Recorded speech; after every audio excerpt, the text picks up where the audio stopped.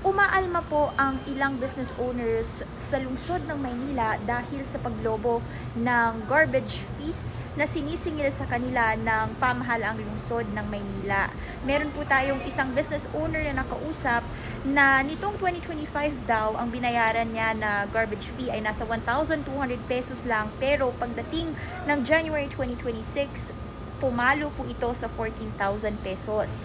Kasunod po yan ng isang ordinansang pinirmahan ng Manila LGU na layuning amyendahan ang garbage fee collection ng lungsod sa mga business owner o business establishment dahil sa di umano'y pagdami nga ng basura sa kanilang mga lugar at pagtaas din po ng hauling costs at gastos sa pangongolekta ng basura. Abangan po ninyo ang buong storya sa primetime newscast ng Billionaire News Channel na Agenda.